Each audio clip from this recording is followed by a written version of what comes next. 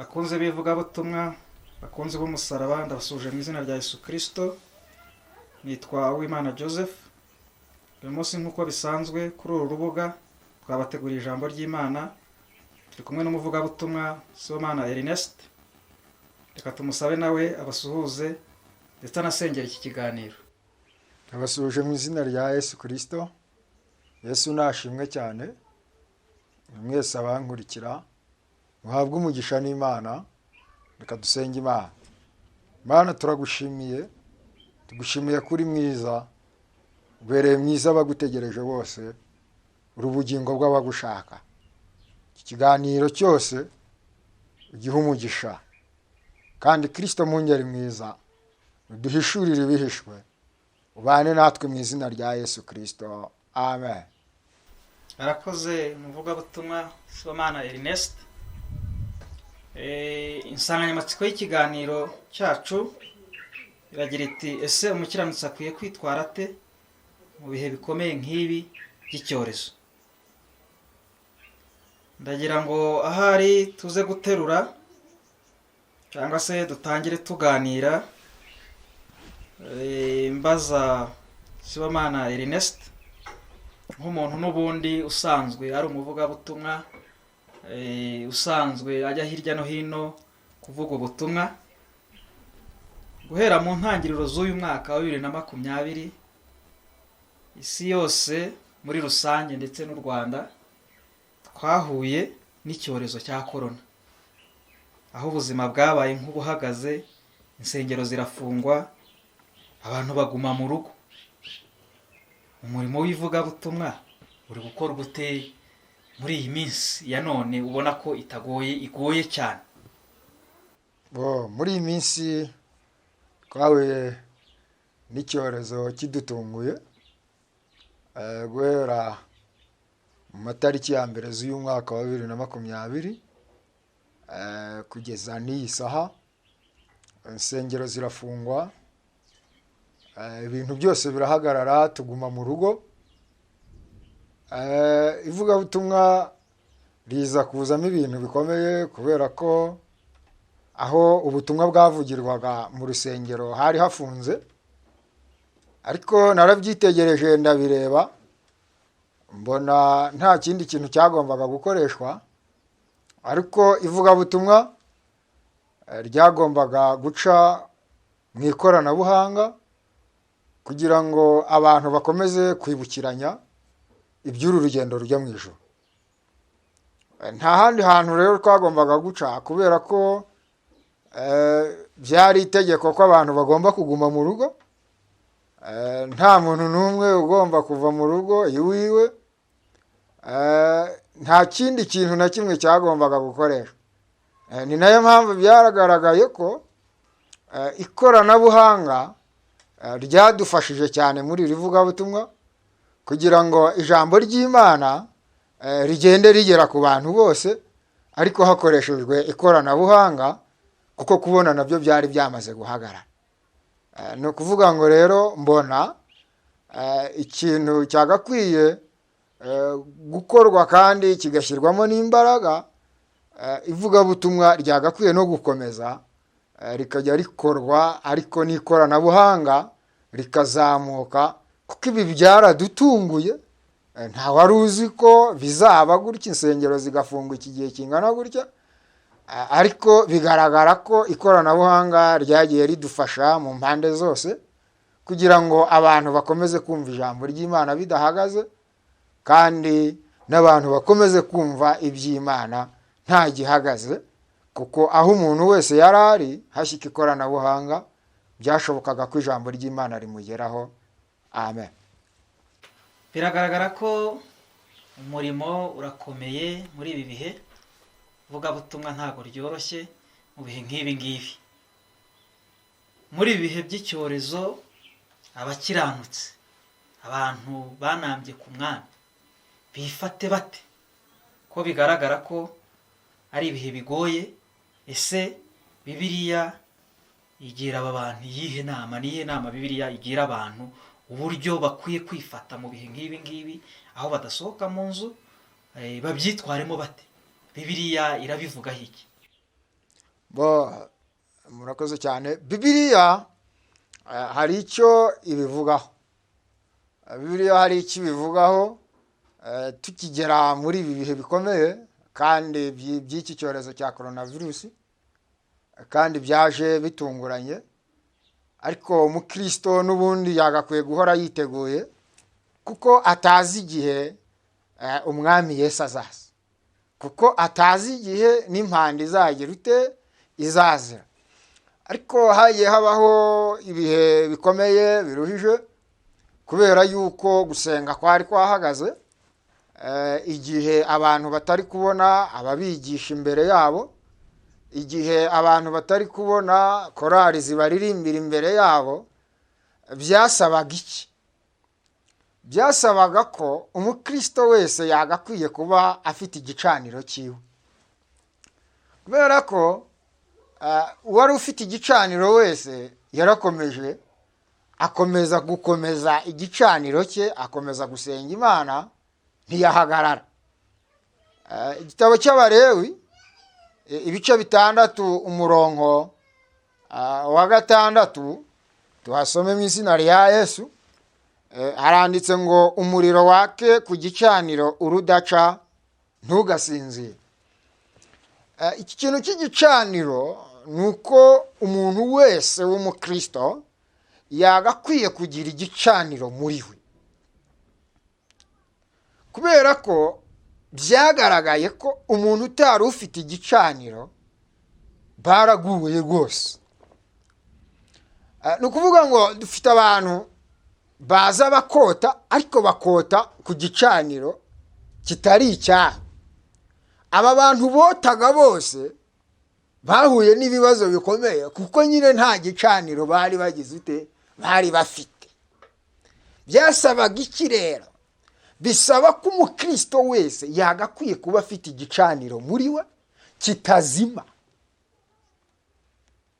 Mose Imana ibategeka ngo umuriro uzahore waka ku gicaniro urudaca ntibagasinzire. Bishatse kuvuga iki? Umukiranutsi waciye muri ibi bihe bya korona bitoroshye, ufite igicaniro yakomeje gushyidika, igicaniro cye nticyazima, akomeza kugira imbaraga, asengera ahari, akomeza gusenga Imana, ntiyagira ikintu na kimwe ahungabanaho. Ariko abantu bose botaga umuriro w'abandi utari uwabo bahuye n'ikibazo cy'ubukonje. Kubera iki? Barotaga nta gicaniro cyabo bari bafite. Yesaya nawe afite ikindi kintu yabivuze. Yesaya igitabo cy'umuhanuzi Yesaya ibice 26 umurongo wa 3 yaranditse aravuga ngo ugushikamishijeho umutima uzamurinda abe amahoro masa kuko yakwiringiye. Bishatse kuvuga iki? Bibiliya itubwiye iki? Muri ibi bihe bikomeye twahuye n'icyorezo, twagombaga kuba dushikamishije umutima ku Mana. Imana ishimwe, haleluya, Imana ishimwe. Twagombaga kuba dushikamishije umutima ku Mana. Ko Yesaya yaranditse aravuga ngo ugushikamishije umutima uzamurinda aba amahoro masa kuko yakwiringiye. Hari amagambo mu Kinyarwanda bajya bavuga yitwa ibitsikamutima. Umukristo wese yagakwiye kuba afite ibitsikamutima bitagakwiye gumuca intege, bikwiriye guhora bimwibutsa. Nibyo Dawidi yavuze, aravuga ngo nibutse iminsi ya kera ngatekereza imirimo y'intoki zawe, bituma iyo mirimo ituma ndambura amaboko nkaguha icyubahiro. Imana ishimwe. Bishatse kuvuga iki? Bishatse kuvuga ngo umukiranutsi wese akwiriye gushikamisha umutima ku Uwiteka, kugira ngo nashikamisha umutima ku Uwiteka azaba amahoro masa kuko yamwiringiye. Umuntu wese wari ushikamishije umutima ku Mana akimara gutungurwa n'ibihe bikomeye byo gufungwa kw'insengero, kutabona abantu imbere ye bamwigisha, kutabona aho ajya gusenga mu cyumba cy'amasengesho, byatumye akomeza gushikamisha umutima ku Uwiteka, akomeza urugendo rujya mu ijuru, ntihagire ikintu na kimwe kigira kimuca intege. ntihagire ikintu na kimwe kimubuza urugendo, gukomeza urugendo rujya mu ijuru. nta kindi rero ni uko tugomba gushikamisha umutima k'Uwiteka kugira ngo dukomeze urugendo rujya mu ijuru, kandi tukagira igicaniro muri twe. ubundi abantu bazi gucana, abazi ibintu by'ibicaniro, habaho buriya umuriro w'inyayu w'uduti dutoya, ariko muzi ko habaho n'igicaniro gishidikishije ibiti binini, ku buryo uwo muriro ushobora, kera ku ba mbere bajyaga bashyidika umuriro kugira ngo buke mu gitondo hakirimo umuriro utigeze ugira ute, utigeze uzima. ni ukuvuga ngo rero ibicaniro nabyo bigiye bigize ute, bigiye bitandukanye. ni ukuvuga ngo muzi ko ahantu bashyinguye bajya bacana umuriro kugeza bageze umunsi wo gucanura. uwo muriro uba utari wagira ute, uba utari wazima. bisaba iki? ni uko uba ufite ingiga nini, akaba ari umuriro nyine ufite ingufu. bisaba iki rero? ni uko dukwiriye gushyidika umuriro muri twe, tukagira igicaniro kitazimwa n'ikintu icyo ari cyo cyose, tukagira igicaniro kitazimishwa n'amazi ayo ari yo yose, tukagira igicaniro cyiza kikaba muri twe, ku buryo icyaba cyose nubwo hamara n'umwaka n'imyaka ibiri utajya mu rusengero utumva n'undi muntu, icyo gicaniro kizakubeshaho kugeza aho na Yesu aramutse aze yagusanga ufite igicaniro cyawe umeze neza. Imana nihabwe icyubahiro. Amen. yarakoze umuvugabutumwa ku magambo meza tubwiye yo gukomeza imitima y'abakiranutsi bari bafite impungenge mu bihe nk'ibi ngibi. ariko hari ubwo iki cyorezo cyazaga, hari abari bagihamagarwa bari bato mu gakiza, iki cyorezo gihita kiza kisanga batari bakomera, batari bamenya kwicanira uwo muriro, icyo gicaniro batari bamenya kugicana, kubwo ko ariho bakiza. ese wabagiriye ihe nama? ese Bibiliya ibagiriye ihe nama kugira ngo urugendo batangiye rukomeze? Bibiliya byanabayeho koko, kandi ko cyaje nyine icyorezo gitunguranye. hari abantu bakimara kubatizwa bagitangira umurimo, bakiri impinja, bakiri batoya,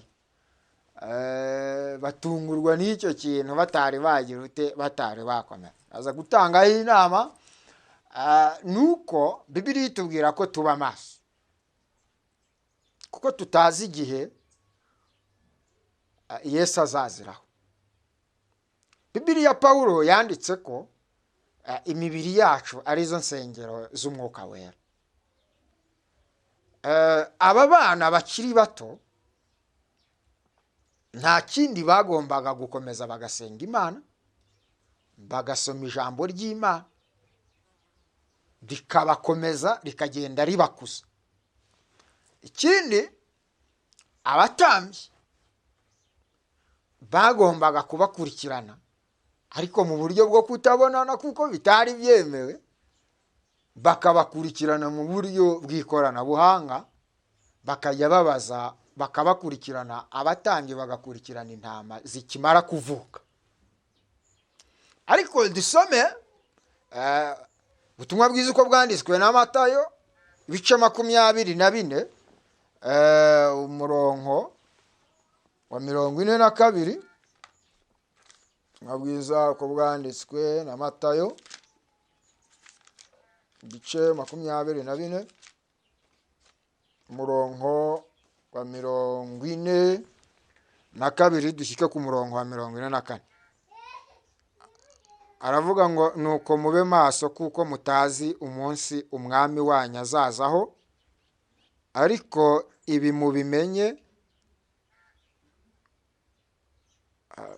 dusome, nuko mube maso kuko mutazi umunsi umwami wanyu azaziraho, ariko ibi mubimenye, iyaba nyir'urugo yari amenye igicuku umujura azaziramo, yabaye maso ntiyamukundiye gucukura inzu ye. Nuko namwe mwitegure, kuko igihe mudatekereza ari cyo umwana w'umuntu azaziramo. Amen.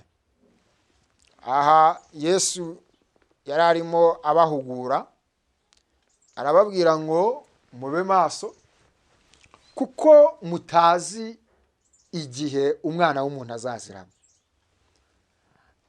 Arabahugura, arababwira ngo nuko muhore muri maso, kuko burya nyir'inzu amenya igihe umujura azazira, yakaraye inkera ntamucukurire inzu.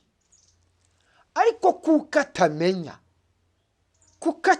igihe azagira ute azazira, akwiriye kuba maso. Arakomeza aravuga ngo nuko namwe mube maso, kuko mutazi igihe umwami Yesu azazira. Ni ukuvuga ngo umukristo wese yagakwiye guhora ari maso, kuko atazi igihe Yesu azagira ute azazira. Akwiriye guhora ari maso, kandi kuko atazi igihe Yesu azaza, ntakwiriye guhunikira. Nubwo byabayeho abantu babonye insengero zifunzwe, babonye abantu batakibona ababigisha, abantu barahunikira rwose, ibitotsi birabica, bamwe baraninjiranwa, ibintu bimwe bigenda bibinjirana kuko basinziriye. Ariko Bibiliya Yesu yasize atubwiye ngo nuko muhore mwiteguye muri maso, kuko mutazi igihe nzagira ute igihe nzazi. Nshuti mwene data rero, unkurikiye uyu mwanya, dukwiriye kuba maso, kuko tutazi igihe umwami Yesu azaza, kandi tugahora twiteguye, kuko isaha ni isaha impanda yagira ute yavuga. Niyo mpamvu ibihe nk'ibi by'ibyorezo no gutungurwa ku mukristo ntibyagakwiye kumukura umutima, byagakwiye kumugaragariza ko ariko n'ubundi umunsi wo gutungurwa uzabaho. Imana ishimwe. Byagakwiye kugaragariza abakristo bose, abitorero bose, ko uku nyine twatunguwe n'iki cyorezo, ariko na Yesu azadutungura. Ariko hari ikibazwa kirimo aho ngaho. Naramuka dutunguye, azasanga itorero ry'abera rimeze gute? Ese azasanga kwizera kukiri mu isi? Ese azagusanga wicaye mu biki? Ese Yesu naza azagusanga uhagaze mu biki? Ese Yesu naza azagusanga he? Ko yasize aciye umugani, aravuga ngo tube maso, duhere twiteguye, kuko tutazi umunsi n'igihe azazira. Ngo azaza ameze nk'umujura, kuko umujura atungura nyir'inzu. Ubundi iyo umuntu abaye maso n'abandi bari maso, ntacyo biba bimaze. Ubundi umuntu aba maso abandi basinziriye, kugira ngo nihagira icyiza agifate, nimba atanga ubutabaza butanye.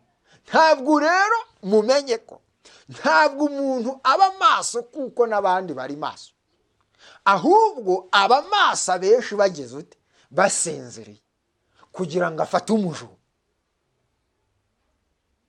Dukwiriye kuba maso mu gihe abandi basinziriye, kuko igihe abantu basinziriye bari mu gahuke, niho gutungurwa kuzaza k'umwami Yesu azamura iki? Azamura itora. Tube maso, kuko tutazi igihe, tutazi n'isaha. Duhure twiteguye, izina ry'Imana nirihabwe icyubahiro. Amen. Dusoza iki kiganiro, ijambo ry'Imana, ndagira ngo mu magambo make, uyu muntu wumvise iki kiganiro, wumvise ijambo ry'Imana icyo rivuga kuri ibi bihe turimo dusohoyemo, ni ubuhe butumwa butoya mu gihe gitoya wamuhereza kugira ngo dusoze iki kiganiro twari tugiranye? Imana ishimwe. Nta kindi ubutumwa, Bibiliya yaduhaye igisubizo. Yatubwiye ngo umuriro ni wake ku gicaniro, urudaca ntitugasinzire. Yesaya abivugaho, aravuga ngo ugushikamishijeho umutima uzamurinda aba amahoro masa kuko yakwerengeye. Yesu abivugaho muri Matayo, aravuga ngo nuko tube maso.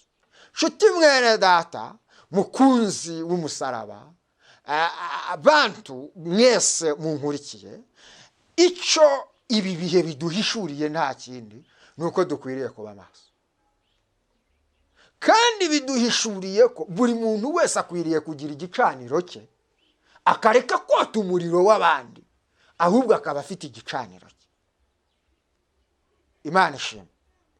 Kandi nshatse kuvuga mu ijwi ry'ubutumwa kugira ngo ubyumve, ushikamisha umutima ku Uwiteka. Kuko Yesaya yanditse aravuga ngo ugushikamishije umutima uzamurinda aba amahoro masa kuko yakwirengeye. Mushikamisha imitima ku Mana kandi muhore mwiteguye, tube maso dutegereje umukiza, kuko azadutungura mu bihe tutazi, tubone aje kureba itorero. Niko yavuze, aravuga ngo umugabo ngo bazaba bari mu murima ari babiri, ngo ari kumwe azamuke undi asigare, ngo umugabo n'umugore bazaba baryamanye, umugore azamuke umugabo asigare, ngo abantu bazaba bari gucuruzanya bari kumwe, umwe azamuke undi asigare. Dukwiriye kuba maso tukitegura kandi tukirinda ibituma tugira dusinzira, ahubwo tukaba maso kugira ngo duhe twiteguye umwami Yesu. Imana nihabwe icyubahiro, Imana ibahe umugisha. Reka rero n'ubundi nk'uko twatangiye udufasha gusenga, n'ubundi usengere iki cyigisho umwuka w'Uwiteka giherekeze, kugira ngo abazagikurikira, abazacyumva se, n'ubundi umurimo w'Imana uzakomeze muri bo. Reka udusoreze n'ubundi usenga. Data, mu izina rya Yesu, turagushimiye ko uri Imana y'amahoro, uri Imana yumva gusenga kw'abagutakira ku manywa na nijoro. Nuko iki kiganiro ugishororesha imbaraga z'umwuka wera, kugira ngo gikangure imitima, kandi ijambo ryawe rikora umurimo waryo. Turagushimiye rero, nuko imbaraga zawe no gukora kwawe bibe kuri twe, kandi Kristo mwungeri mwiza ukomeze kudushyigikira ubane natwe mu izina rya Yesu. Amen.